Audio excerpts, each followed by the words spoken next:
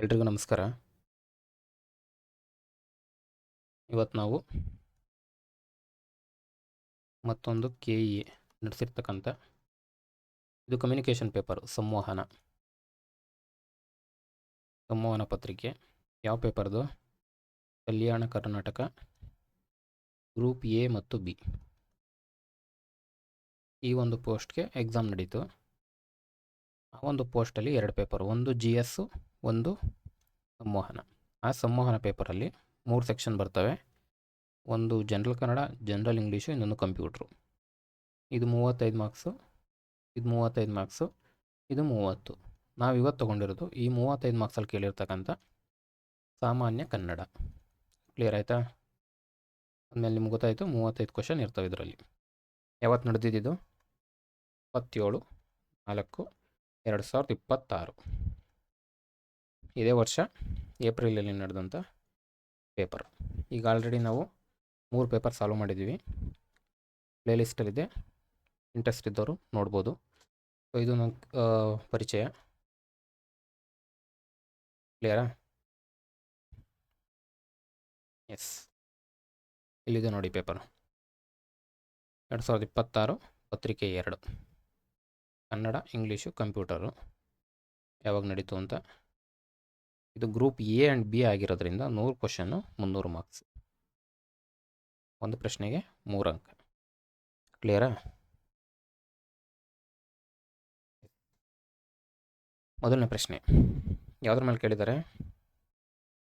ಸಮಾನಾರ್ಥಕ ಅಥವಾ ಪದಗಳ ಅರ್ಥ. ಇದರ ಮೇಲೆ ಕೇಳಿರ್ತಕ್ಕಂಥ ಪ್ರಶ್ನೆ ಇದು. ಈ ಕೆಳಗಿನವುಗಳಲ್ಲಿ ಸರಿಯಾದ ಸಮಾನಾರ್ಥಕ ಜೋಡಿ ಹೊಂದಿರ್ಬೋದು ಅಥವಾ ಹಲವಾರುಗಳನ್ನು ಗುರುತಿಸಿ. ಕೆಳಕಂಡ ಆಯ್ಕೆಗಳಿಂದ ಸರಿಯಾದ ಉತ್ತರ ಗುರುತಿಸ್ಬೇಕಿಲ್ಲ. ಕ್ಲಿಯರಾ? ಸರಿ ಉತ್ತರ ಫಸ್ಟ್ ಓದ್ಕೊಳ್ಳೋಣ. ಸೊಣಗ, ಸಾಮಜ, ಉಕ್ಷ, ಮಹಿಷ. ನನಗೆ ಗೊತ್ತು ಮಹಿಷ, ಕೇಳಿದ್ದೀನಿ ಅಂದರೆ ಕೋಣ. ಕರೆಕ್ಟಾ? ಮಹಿಷಿ ಅಂದ್ರೇನು? ಮಹಿಷಿ ಅಂದರೆ ಎಮ್ಮೆ. ಹೌದಾ? ಪುಲ್ಲಿಂಗ ಸ್ತ್ರೀಲಿಂಗ ಅಂತ ಕೂಡ ತಗೋಬೋದು, ಹಾಗಾಗಲ್ಲ, ಲಿಂಗ. ಕ್ಲಿಯರಾ? ಅಂದಮೇಲೆ D correct, D correct, D correct, D correct. ಇದೊಂದೊಂದು ತೆಗಿಬೋದು. ನೆಕ್ಸ್ಟು ಸಾಮಜ ಕೇಳಿದ್ದೀರಾ? ತೆಲುಗು ಸಾಂಗ್ ಕೂಡ ಇದೆ. ಸಾಮಜ ಅಂದರೆ ಆನೆ.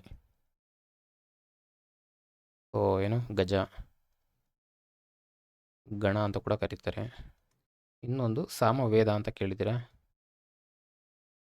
ಜ ಅಂದ್ರೇನೋ ಹುಟ್ಟು, ನಿಮಗೆ ಗೊತ್ತಿದೆ, ರೂಟ್ ವರ್ಡು.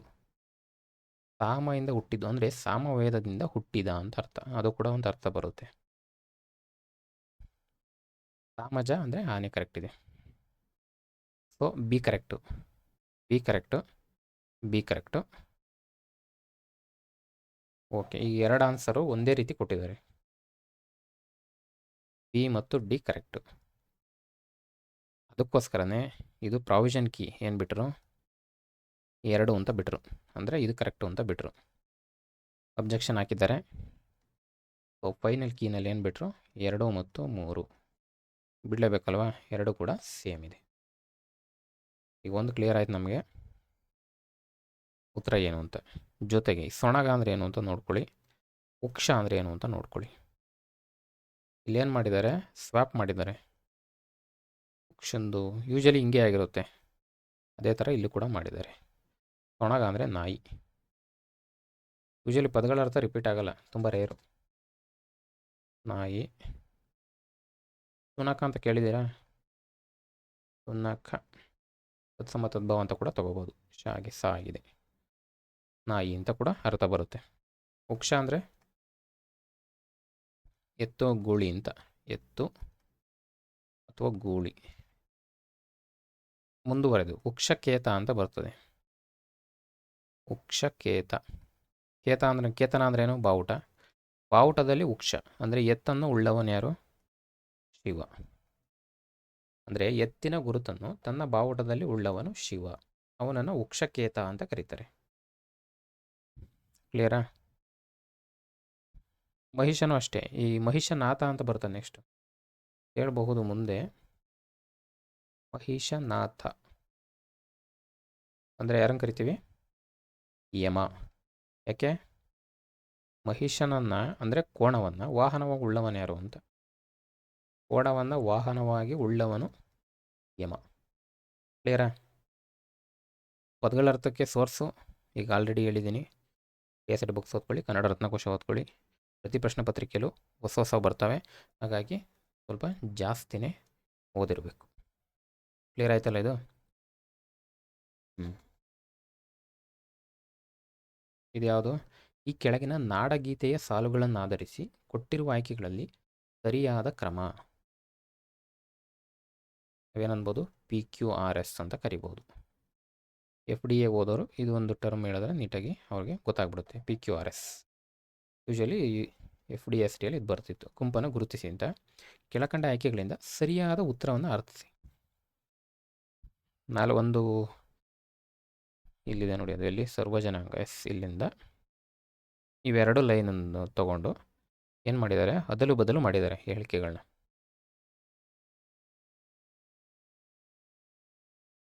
ಇಲ್ಲಿಂದ ಒಂದು ಸ್ಟೇಟ್ಮೆಂಟು, ಇಲ್ಲಿಂದ ಒಂದು ಸ್ಟೇಟ್ಮೆಂಟು, ಮತ್ತು ಇಲ್ಲಿಂದ ಒಂದು ಸ್ಟೇಟ್ಮೆಂಟು.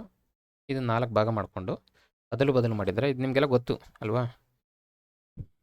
ಇದು ಪ್ರಶ್ನೆ ಮಾಡ್ಬೋದಾ? ಪ್ರತಿದಿನ ನಾವು ಏನೋ ನಾಡಗೀತೆ ಹೇಳಿರ್ತೀವಿ. ಒಂದು ಫ್ಲೋ ಸಿಕ್ಬಿಟ್ರೆ ನೆಕ್ಸ್ಟ್ ಹೋಗ್ಬಿಡ್ಬೋದು. ಸರ್ವ ಜನಾಂಗದ ಶಾಂತಿಯ ತೋಟ, ರಸಿಕರ ಕಣ್ಗಳ ಸೆಳೆಯುವ ನೋಟ,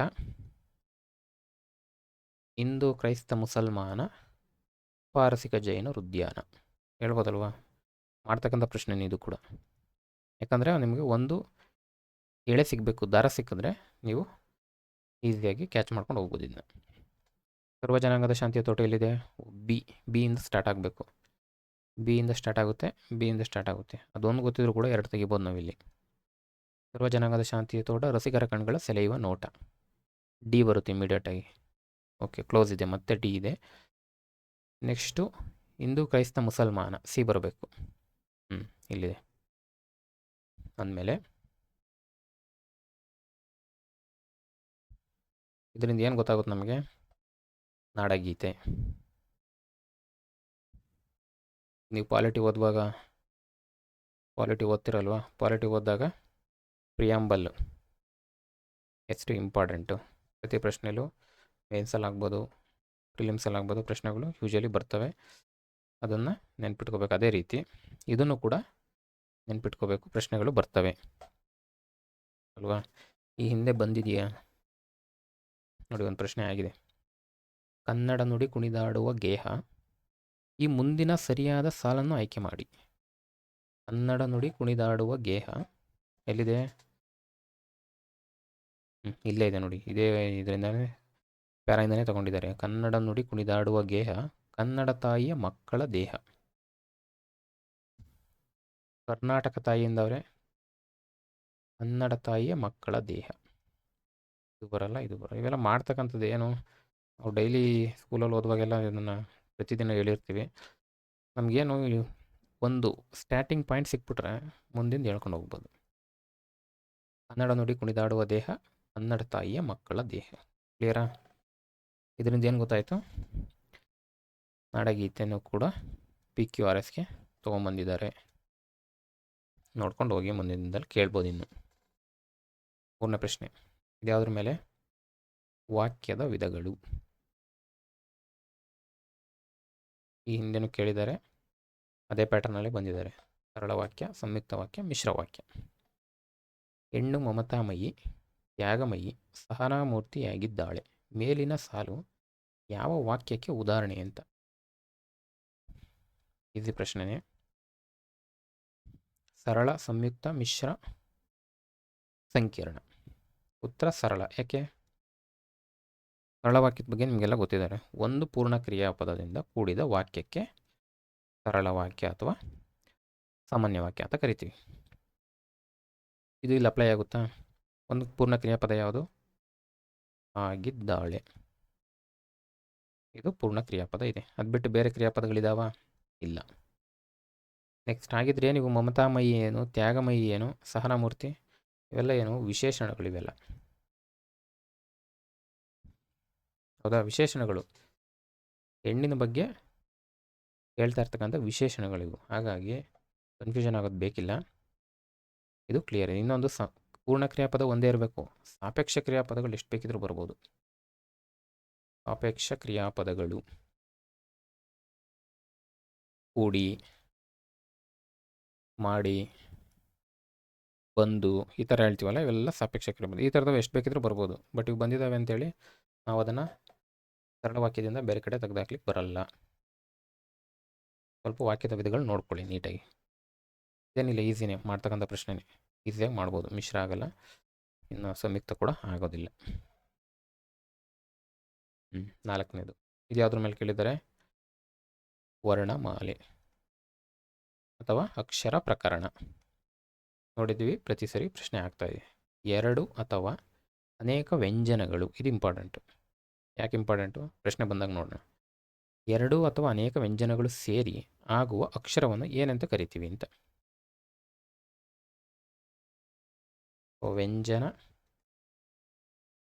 ವ್ಯಂಜನಗಳು ಸೇರಿ ಆದರೆ ಏನಾಗುತ್ತೆ ಅಂತ ಪ್ರಶ್ನೆ. ಆಪ್ಷನ್ಸ್ ನೋಡಿ: ಸಜಾತೀಯ ಅಕ್ಷರ, ಸಂಯುಕ್ತಾಕ್ಷರ, ವಿಜಾತೀಯ ಅಕ್ಷರ, ಗುಣಿತಾಕ್ಷರ.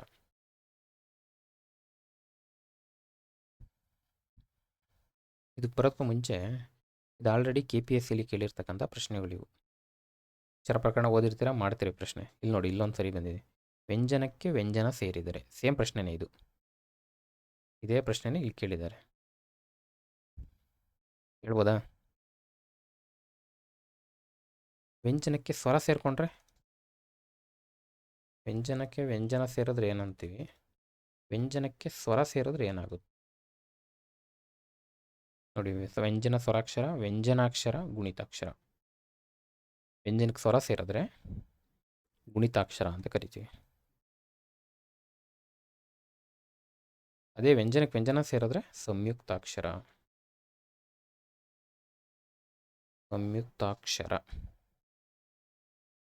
ಕ್ಲಿಯರಾ?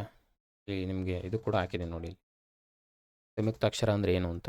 ವ್ಯಂಜನಕ್ಕೆ ವ್ಯಂಜನ, ದ್ವಿತ್ವದ ಬಗ್ಗೆ ನೀವು ಆಲ್ರೆಡಿ ನೋಡಿದ್ದೀವಿ. ಸೇರಿಕೊಂಡು ಸ್ವರದ ಸಹಾಯದಿಂದ ಉಂಟಾಗುವ ಅಕ್ಷರವನ್ನು ಸಂಯುಕ್ತಾಕ್ಷರ ಅಂತ ಕೂಡ ಕರಿತೀವಿ, ಒತ್ತಕ್ಷರ ಅಂತ ಕೂಡ ಕರಿತೀವಿ, ದ್ವಿತ್ವಾಕ್ಷರ ಅಂತ ಕೂಡ ಕರಿತೀವಿ. ಈ ಪಾಯಿಂಟ್ ಹೇಳಲಿಕ್ಕೆ ಈ ಒಂದು ಸ್ಲೈಡ್ ತೊಗೊಂಡೆ ನೋಡಿ. ಸಂಯುಕ್ತಾಕ್ಷರ ಅನ್ನೋದಕ್ಕೆ ಒತ್ತಕ್ಷರ ಅನ್ಬೋದು, ದ್ವಿತ್ವಾಕ್ಷರ ಅಂತ ಕೂಡ ಕರಿಬೋದು. ಸಂಯುಕ್ತಾಕ್ಷರದಲ್ಲಿ ಎಷ್ಟು? 2 ವಿಧ ಇದ್ದಾವೆ. ಯಾವುದು? ಸಜಾತಿ, ವಿಜಾತಿ. ಈಗ ಆಲ್ರೆಡಿ ನಮಗೆ ಸಜಾತಿ ಸಂಯುಕ್ತಾಕ್ಷರ ಬಗ್ಗೆ ಪ್ರಶ್ನೆ ಆಗಿದೆ. ಸೊ ನಿಮ್ಗೆ ನೆನಪಿರ್ಬೋದು, ಸಜಾತಿ ಸಂಯುಕ್ತಾಕ್ಷರ, ವಿಜಾತಿ ಸಂಯುಕ್ತಾಕ್ಷರ, ಅದನ್ನೇ ಹೇಳಿರೋದು. ಒಂದೇ ಜಾತಿಯ 2 ವ್ಯಂಜನಗಳು, ಒಂದೇ ಜಾತಿಯ 2 ವ್ಯಂಜನಗಳು ಒಂದಕ್ಕೊಂದು ಸೇರಿದ್ರೆ ಅದು ಸಜಾತಿ ಹಗ್ಗ, ಕರೆಕ್ಟಾ? ಬೇರೆ ಬೇರೆ ಜಾತಿಯ 2 ವ್ಯಂಜನಗಳು ಒಂದಕ್ಕೊಂದು ಸೇರಿಕೊಂಡು ಆಗುವ ಅಕ್ಷರಕ್ಕೆ ವಿಜಾತಿ, ರಕ್ತ. ಈಸಿ ಅಲ್ವಾ? ಮಾಡ್ಬೋದು ನೋಡಿ. ಮತ್ತೊಂದು ಸರಿಯಾಗಿದೆ. ವ್ಯಂಜನಕ್ಕೆ ಸ್ವರ ಸೇರಿ ಆಗುವ ಅಕ್ಷರಕ್ಕೆ ಏನಂತೀವಿ? ಗುಣಿತಾಕ್ಷರ. ಕ್ಲಿಯರ್ ಅಲ್ವಾ? ಇದಕ್ಕೆ ಉತ್ತರ ಏನಾಯಿತು? ಸಂಯುಕ್ತಾಕ್ಷರ. ವ್ಯಂಜನಕ್ಕೆ ವ್ಯಂಜನ ಸೇರಿದರೆ. ಅದೇ ಇಲ್ಲಿ ವ್ಯಂಜನಕ್ಕೆ ಸ್ವರ ಸೇರಿದ್ರೆ ಅಂದರೆ ಗುಣಿತಾಕ್ಷರ. ಸಜಾತಿ ವಿಜಾತಿ ಬಗ್ಗೆ ನೋಡಿದ್ದೀವಿ. ಕ್ಲಿಯರಾ? ಮಾಡ್ತಕ್ಕಂಥ ಪ್ರಶ್ನೆನೇ ಇದು ಕೂಡ. ನೆಕ್ಸ್ಟ್ 5ನೇದು, ತಪ್ಪಾದ ಗಾದೆ. ಇದೇನು ನಾವೆಲ್ಲೂ ಓದ್ಕೊಂಡ್ಬಂದಿರಲ್ಲ, ಜನರಲ್. ಫಸ್ಟ್ ಒಂದ್ಸಲಿ ಗಾದೆಗಳು ಓದ್ಕೊಳ್ಳಿ. ಒಂದು ಪ್ರಾಸಗಳು ಬರ್ತಿರ್ತವೆ, ಒಂದು ನೋಡ್ಕೊಳ್ಳಿ. ಜೊತೆಗೆ ಅರ್ಥ ಇವೆರಡರ ಮೇಲೆ ನಾವು ಫೋಕಸ್ ಮಾಡಿದ್ರೆ ಸ್ವಲ್ಪ ಆನ್ಸರ್ ಮಾಡ್ತಾ ಹೋಗ್ಬೋದು. ಒಂದು ಕತ್ತೆಗೆ ಹೂರಣ ತಿನ್ಸಿದ್ರು ಹೊಲಸು ತಿನ್ನೋದನ್ನು ಬಿಡಲ್ಲ ಅಂತ. ಎತ್ತ ಹೋದರೂ ಸತ್ತು ಹೋದ, ಕಲಿತ ಬುದ್ಧಿ ಕಲ್ಲಾಕಿದ್ರೂ ಬಿಡಲ್ಲ ಅಂತ. ಎಳೆ ಸಿಕ್ಕಿದ್ರೆ ಹಚಡ ನುಂಗು. ಗೆಸ್ ಮಾಡ್ಬೋದಾ? ಅಥವಾ ಉತ್ತರ ಮಾಡ್ಬೋದಾ ಅಥವಾ ಮಾಡೋಕ್ಕಾಗಲ್ವಾ? ನಾಯಿ ಅಂತ ಹೇಳಿರ್ತೀವಿ ಯೂಶಲಿ ಅಲ್ವಾ? ನಾಯಿಗೆ ಏನು ತಿನ್ಸಿದ್ರು ಹೊಲಸು ತಿನ್ನೋದು ಬಿಡಲ್ಲ ಅಂತ. ಸೊ ಕತ್ತೆಗೆ ಸೇರಿಸಿದ್ದಾರೆ. ಕಲಿತ ಬುದ್ಧಿ ಕಲ್ಲು ಹಾಕಿದ್ರು ಬಿಡಲ್ಲ ಅಂದರೆ ಏನು? ಕಲಿತ ಬುದ್ಧಿ ಸತ್ರು ಬಿಡಲ್ಲ ಅಂತ ಬಳಸ್ತೀವಲ್ವ? ಕಲ್ಲು ಹಾಕಿದ್ರು ಬಿಡಲ್ಲ. ಎಳೆ ಸಿಕ್ಕಿದ್ರೆ ಹಚ್ಚಡ ನುಂಗು. ಎಳೆ ಅಂದ್ರೇನು? ನೂಲು, ಬಟ್ಟೆದ ಒಂದು ದಾರ ಅಂತ. ಹಚ್ಚಡ ಅಂದ್ರೇನು? ಬಟ್ಟೆ ಅಂತ. ಅದರಿಂದ ಮಾಡಿರ್ತಕ್ಕಂಥ ಸಂಪೂರ್ಣ ಭಾಗ, ಅಂಶಿ ಅಂತ ಅನ್ಕೋಬೋದು ನೀವು ಇಲ್ಲಿ. ಬಟ್ಟೆ. ಇದು ನೀವು ಯೂಶಲಿ ಏನು ಬೆರಳು ತೋರಿಸಿದ್ರೆ ಹಸ್ತ ನುಂಗ್ದ ಅಂತ ಬಳಸ್ತಾರೆ ಹಳ್ಳಿ ಕಡೆ. ಬೆರಳು ತೋರಿಸಿದರೆ ಹಸ್ತನೇ ನುಂಗ್ದ ಅಂತ. ಅಂದರೆ ಸ್ವಲ್ಪ ತೋರಿಸಿದ್ರೆ ಸಾಕು, ಡೆವಲಪ್ಮೆಂಟ್ ಅವರೇ ಮಾಡಿಕೊಂಡು ಕಲ್ತು ಬಿಡ್ತಾರೆ. ಅವ್ರಿಗೆ ಬಳಸ್ತಕ್ಕಂಥದ್ದು ಇದು. ಸೊ ಇದು ಅರ್ಥ ಇದೆ ಅಲ್ವಾ? ಎಳೆ ಒಂದು ನೂಲು ಕೊಟ್ಟರೆ ಸಾಕು, ಬಟ್ಟೆನೇ ತಗೋತಾರೆ. ಕಲ್ತು ಬುದ್ಧಿ ಕಲ್ಲು ಹಾಕಿದ್ರು ಸತ್ರು ಬಿಡಲ್ಲ. ನಾಯಿ ಅಥವಾ ಕತ್ತೆಗೆ ಪೂರ್ಣ ಸಿಂಹಾಸನ ಮೇಲೆ ಕೂರಿಸಿದ್ರು ಹೊಲ್ಸ್ ತಿನ್ನೋದು ಬಿಡಲ್ಲ. ಇದು ನೋಡಿ, ಎತ್ತ ಹೋದರೂ ಸತ್ತು ಹೋದ ಅಂತೆ. ಅರ್ಥ ಬರುತ್ತಾ ಇದು? ಯಾವ ಕಡೆಗೆ ಹೋದರೂ ಸತ್ತೋದ ಅಂತೆ. ಪ್ರಾಸ ಬರ್ತಾ ಇದೆ, ಹಂಗಂತ ಪ್ರಾಸ ಬಂದ ಮಾತ್ರಕ್ಕೆ ಕರೆಕ್ಟ್ ಆಯಿತು ಅಂತ ಅಲ್ಲ. ಇದು ಅರ್ಥಶಃ ಭಾಗಶಃ ಅರ್ಥ ಬರ್ತಾ ಇಲ್ಲ. ಹಾಗಾಗಿ ತಪ್ಪಾದ ಗಾದೆ ಯಾವುದು ಅಂದರೆ ಎರಡನೇದು. ಸೊ ಮಾಡ್ರೇಟ್ ಅಂತ ತಗೊಳ್ಳಿ. ಏನು ಈಸಿ ಅಂತ ತೊಗೊಳ್ಳೋದು ಬೇಡ, ಮಾಡ್ರೇಟು. ಗೆಸ್ ಮಾಡಿ ಸ್ವಲ್ಪ ಟೈಮ್ ಇದ್ದಾಗ ಮಾಡ್ತಕ್ಕಂಥ ಪ್ರಶ್ನೆನೇ. ಕ್ಲಿಯರ್ ಅಲ್ವಾ? ಏನಾದರೂ ಡೌಟ್ ಇದ್ದರೆ ನೀವು ಗಮನಕ್ಕೆ ತರ್ಬೋದು.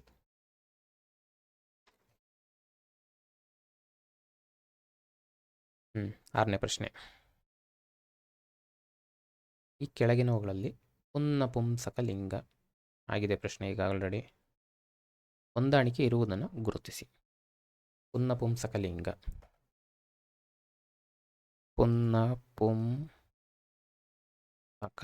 ಲಿಂಗ. ಇದರಲ್ಲಿ ಪದನ ಒಡೆದ್ರೆ ನಿಮಗೆ ಎರಡು ಪದ ಬರುತ್ತವೆ. ಒಂದು ಪುಲ್ಲಿಂಗ, ಇನ್ನೊಂದು ನಪುಂಸಕಲಿಂಗ ಅಲ್ವಾ? ಗಂಡು ಪುಲ್ಲಿಂಗ, ಹೆಣ್ಣು ಸ್ತ್ರೀಲಿಂಗ, ಉಳಿದವು ನಪುಂಸಕಲಿಂಗ. ಆ ರೀತಿ ಬಳಸ್ತಕ್ಕಂಥ ಪದಗಳ ಗುಂಪು ಕೊಟ್ಟಿದ್ದಾರೆ, ಗುರುತಿಸಿ ಅಂತ. ಆಲ್ರೆಡಿ ಇದು ಇದೆ. ಗ್ರಹವಾಚಕ ಶಬ್ದಗಳಾದ ಸೂರ್ಯ, ಚಂದ್ರ, ಶನಿ, ಮಂಗಳ ಇತ್ಯಾದಿಗಳನ್ನು ಯಾವ ಲಿಂಗಗಳೆಂದು ಗುರುತಿಸುವರು? ಇದು ಈಗ ಆಲ್ರೆಡಿ ಕೇಳಿರ್ತಕ್ಕಂಥ ಪ್ರಶ್ನೆ. ಇದಕ್ಕೆ ಪುಲ್ಲಿಂಗ ಅಂತ, ಪುಂಸಕಲಿಂಗ ಅಂತ ಉತ್ತರ. ಅದೇ ಪ್ರಶ್ನೆ ಇಲ್ಲಿ ರಿಪೀಟ್ ಆಗಿದೆ. ಪುಂಸಕಲಿಂಗ ಯಾವುದು? ಗ್ರಹವಾಚಕಗಳಾದ ಸೂರ್ಯ, ಚಂದ್ರ, ಶನಿ, ಮಂಗಳ. ಸೂರ್ಯ, ಚಂದ್ರ, ಶನಿ, ಮಂಗಳ. ಸೂರ್ಯ, ಚಂದ್ರ, ಶನಿ, ಮಂಗಳ. ಏನು ಚೇಂಜ್ ಮಾಡಿಲ್ಲ, ಅದೇ ಪ್ರಶ್ನೆ. ಯಾಕಂದರೆ ಎಕ್ಸಾಂಪಲ್ ಸಿಕ್ಕವೇ ಇಷ್ಟು. ಕ್ಲಿಯರಾ? ಈಗ ಹೆಂಗಾಗುತ್ತೆ ಪುಲ್ಲಿಂಗ? ಸೂರ್ಯ ಉದಯಿಸಿದನು ಬಳಸ್ತೀವಿ. ಸೂರ್ಯ ಹುಟ್ಟಿತು, ಉದಯಿಸಿತು ಅಂತ ಬಳಸ್ತೀವಲ್ವಾ? ಉದಯಿಸಿದನು ಅಂದರೆ ಪುಲ್ಲಿಂಗ, ಹುಟ್ಟಿತು ಅಂದರೆ ನಪುಂಸಕಲಿಂಗ. ಎರಡೂ ರೀತಿ ಬಳಸ್ತಾ ಇದ್ದೀವಿ ಅಂದಮೇಲೆ ಇದನ್ನು ಪುಂಸಕಲಿಂಗ ಅನ್ನೋ ಪದ ತಗೊಂಡಿದ್ದಾರೆ. ಚಂದ್ರ ಮೂಡಿದನು, ಚಂದ್ರ ಮೂಡಿತು.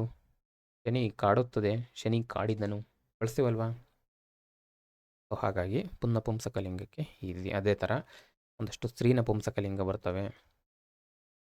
ಸ್ತ್ರೀ ನಪುಂಸಕಲಿಂಗ ಬರ್ತವೆ. ಇನ್ನೊಂದು ನಿತ್ಯ ನಪುಂಸಕಲಿಂಗ ಅಂತ ಬರ್ತವೆ. ಇದು ಆಲ್ರೆಡಿ ಆಗಿದೆ. ಶಿಶು, ಮಗು, ಜನ, ದಂಡು, ಸೈನ್ಯ, ಹಸುಳೆ ಇವೆಲ್ಲ ಬರ್ತವೆ ಇಲ್ಲಿ. ಇವೆಲ್ಲ ನೋಡಿದ್ರೆ ಲಾಸ್ಟ್ ಕ್ಲಾಸಲ್ಲಿ. ಸೊ ಲಿಂಗದ ಮೇಲೆ, ಪುಲ್ಲಿಂಗದ ಮೇಲೆ ಕೇಳೋ ಪ್ರಶ್ನೆ ಕಾಲ ಮುಗ್ದಿದೆ. ಸ್ತ್ರೀಲಿಂಗದ ಮೇಲೆ ಕೇಳ್ತಾ ಇಲ್ಲ, ಸ್ವಲ್ಪ ಅಪ್ಗ್ರೇಡ್ ಆಗಿದ್ದಾರೆ. ಹಾಗಾಗಿ ನೀವು ಕೂಡ ಸ್ವಲ್ಪ ಡೆವಲಪ್ಮೆಂಟ್ ನೋಡ್ಕೊಳ್ಳಿ. ಕ್ಲಿಯರಾ? ಇದೇನಿದು? ಸಮಾಸ ಪದನ ವಿಗ್ರಹ ಮಾಡಿ ಬರೆಯಿರಿ ಅಂತ ಪ್ರಶ್ನೆ ಬಂದಿದೆ. ವಿಗ್ರಹಿಸಿ ಬರೆಯುವುದು. ಏನು ಕೊಟ್ಟಿರೋದು? ಬೇಹು ಚೆದರ. ಸಮಾಸ ಪದದ ವಿಗ್ರಹ ವಾಕ್ಯ.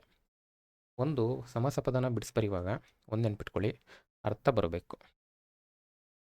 ಅರ್ಥ ಇರಬೇಕು. ಆ ರೀತಿ ಸಂಧಿನೂ ಅಷ್ಟೇ ಅಲ್ವಾ? ಅರ್ಥ ಬರೋ ರೀತಿ ಬಿಡಿಸ್ಬೇಕು. ಅರ್ಥ ಬರ್ದಲೇ ಹೆಂಗೆ ಬೇಕು ಹಂಗೆ ಬಿಡಿಸೋದ್ರೆ ಅದಕ್ಕೆ ಮೀನಿಂಗ್ ಇರಲ್ಲ. ಬನ್ನಿ, ಏನು ಬೇಹು ಅಂದರೆ? ಬೇಹುಗಾರಿಕೆ ಕೇಳಿರ್ತೀರಲ್ವಾ? ಗೂಢಾಚಾರಿಕೆ, ಗೂಢಾಚಾರ, ಸ್ಪೈ ಅಂತ ಕೂಡ ಕರೀತಾರೆ. ಇಂಟೆಲಿಜೆನ್ಸ್ ಆಗಲ್ಲ, ಸ್ಪೈ, ಗೂಢಾಚಾರಿಕೆ. ಚತುರ ಅಂದರೆ ಬುದ್ಧಿವಂತ ಅಲ್ವಾ? ನಿಪುಣ, ಪರಿಣತ, ಪರಿಣಿತಿ ಪಡೆದಿರೋನು, ಪರಿಣತ, ಈ ರೀತಿ ಬಳಸ್ತೀವಿ. ಅಂದರೆ ಗೂಢಾಚಾರಿಕೆಯಲ್ಲಿ ಪರಿಣತಿ ಪಡೆದಿರೋನು ಅಥವಾ ಬುದ್ಧಿವಂತ ಆಗಿರೋನು ಅಂತ. ಗೂಢಾಚಾರಿಕೆಯಲ್ಲಿ, ಬೇಹಿನಲ್ಲಿ. ಕ್ಲಿಯರಾ? ಅದಕ್ಕೋಸ್ಕರ ಹೇಳಿದ್ದು ಅರ್ಥ ಬರೋ ರೀತಿ ಬಿಡಿಸ್ಬೇಕು. ಇಲ್ಲಿ ಬೇ, ಏನಿದು ಬೇ? ಏಕಾಕ್ಷರ ಧಾತುಗಳು ಇದ್ದಾವೆ, ಬಟ್ ಇದಕ್ಕೆ ಮ್ಯಾಚ್ ಆಗಲ್ಲ. ಏಕಾಕ್ಷರಗಳ ಧಾತುಗಳು ಒಂದು ಕಾನ್ಸೆಪ್ಟ್ ಬರುತ್ತೆ, ಇವೆಲ್ಲ ಬರ್ತವೆ ಆ ರೀತಿ. ಬೇಹುಗಾರ ಚದುರ ಅಂತೆ, ಬೇಹು ಚದುರ ಅಂತೆ, ಬೇಹಿನಲ್ಲಿ ಚದುರ. ನೋಡಿ, ಬಿಡಿಸಿದಾಗ ನಿಮಗೆ ಸಂಪೂರ್ಣ ಅಂತ ಅನಿಸುತ್ತಿದೆ, ಪ್ಲಸ್ ಅರ್ಥ ಕೂಡ ಬರ್ತಾ ಇದೆ. ಗೂಢಾಚಾರಿಕೆಯಲ್ಲಿ ಬುದ್ಧಿವಂತ ಅಥವಾ ಗೂಢಾಚಾರಿಕೆಯಲ್ಲಿ ಪರಿಣತಿ ಪಡೆದಿರೋನು, ಅವನನ್ನು ನಾವು ಬೇಹು ಚದರ ಅಂತ ಕರಿತೀವಿ. ಕ್ಲಿಯರಾ? ಈಗ ನಿಮ್ಮ ಟಾಸ್ಕು, ಇದು ಯಾವ ಸಮಾಸಕ್ಕೆ ಬರುತ್ತೆ ವರ್ಕೌಟ್ ಮಾಡ್ಕೊಂಡು ನಿಮ್ಮ ನೋಟ್ಸಲ್ಲಿ ಎಂಟ್ರಿ ಮಾಡ್ಕೊಳ್ಳಿ. ಕ್ಲಿಯರಾ?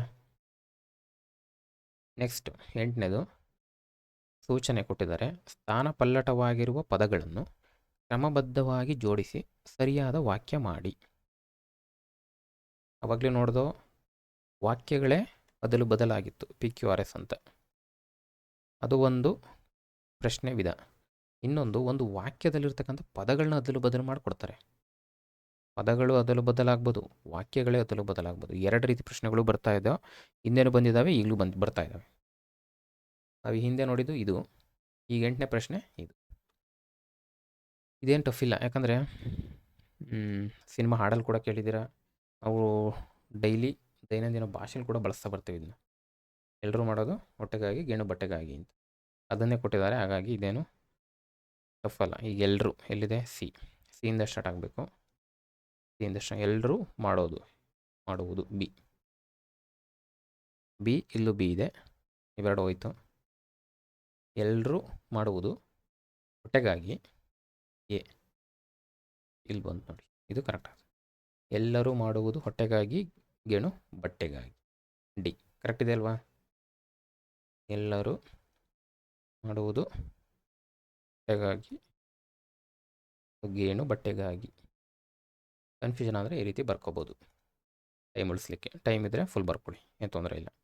ಸೊ ಇದು ಈಸಿ ಒನ್ನೇ ಮಾಡ್ತಕ್ಕಂಥ ಪ್ರಶ್ನೆ. ಇದು ನೋಡಿ, ಇದು ಏನು? ಅಡುಕು ಎಂಬ ಧಾತು.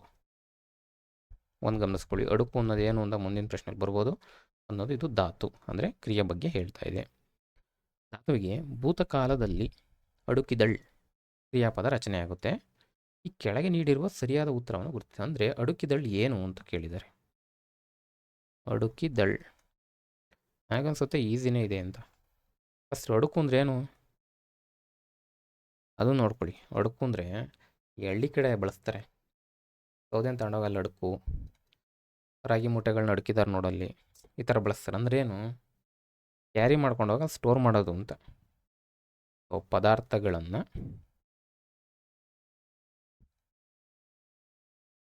ಬೇರೆ ಕಡೆಗೆ ಒಯ್ಯು ಅಥವಾ ಸಾಗಿಸು ಅಂತ ಅರ್ಥ ಬರುತ್ತಿದೆ ಅಡುಕು ಅಂತ.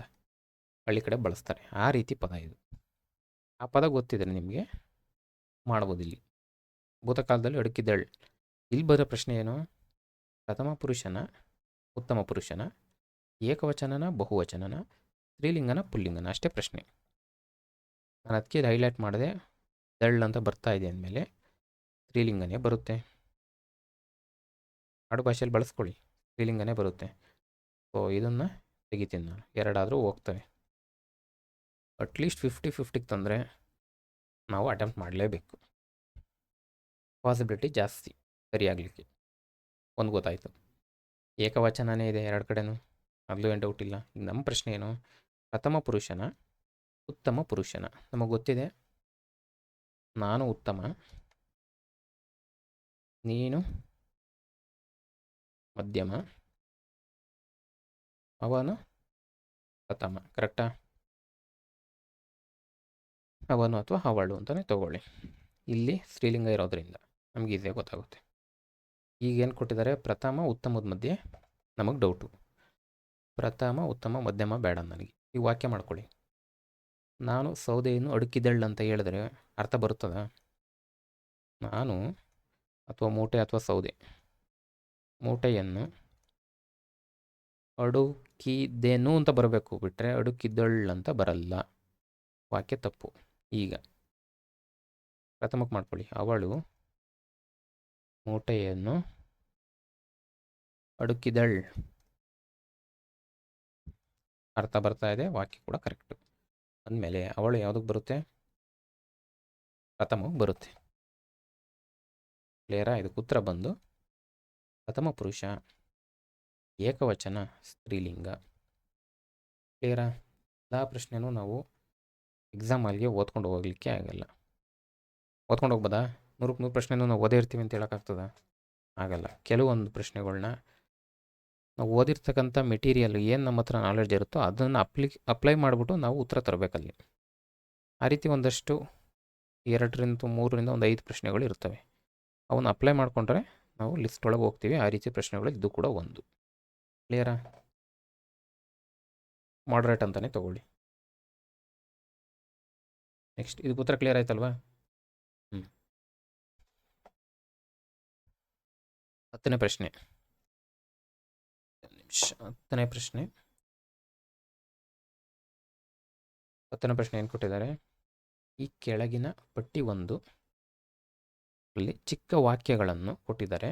ಪಟ್ಟಿ 2ರಲ್ಲಿ ಹೊಂದಿಕೆಯಾಗುವ ಲೇಖನ ಚಿಹ್ನೆಗಳು ಕೇಳಿದ್ದಾರೆ. ಸರಿಯಾದ ಹೊಂದಾಣಿಕೆ ಗುರುತಿಸಬೇಕು. ಯಾವುದ್ರ ಮೇಲೆ ಕೇಳಿದ್ದಾರೆ? ಲೇಖನ ಚಿಹ್ನೆ.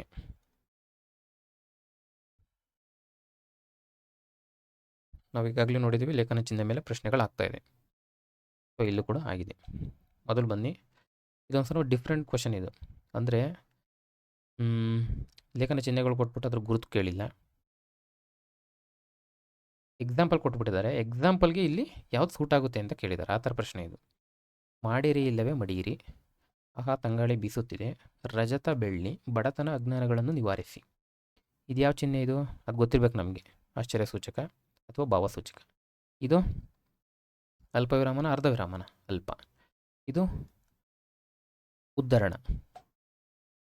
ನೆಕ್ಸ್ಟು ಇದು ಸಮಾನಾರ್ಥಕ ಅಥವಾ ಈಕ್ವಲ್ ಸಮಾನಾರ್ಥಕ ಚಿಹ್ನೆ. ಇಲ್ಲೇ ಬರೆದಿದೆ ನೋಡಿ, ಸಮಾನಾರ್ಥಕ ಚಿಹ್ನೆ, ಅಲ್ಪ ವಿರಾಮ, ಇನ್ನೊಂದು ಉದ್ಧರಣ, ಇನ್ನೊಂದು ಭಾವಸೂಚಕ. ನಿಮಗೆ ಇವು ಎಲ್ಲಿ ಬಳಸ್ತಾರೆ ಅಂತ ಗೊತ್ತಿದ್ರೆ ಇದಕ್ಕೆ ಉತ್ತರ ಮಾಡ್ಬೋದು. ಆಗ ತಂಗಾಳಿ ಬೀಸುತ್ತಿದೆ, ಇದು ಎಲ್ರಿಗೂ ಗೊತ್ತು, ಈಸಿಯಾಗಿ ಮಾಡಿಬಿಡ್ತೀವಿ.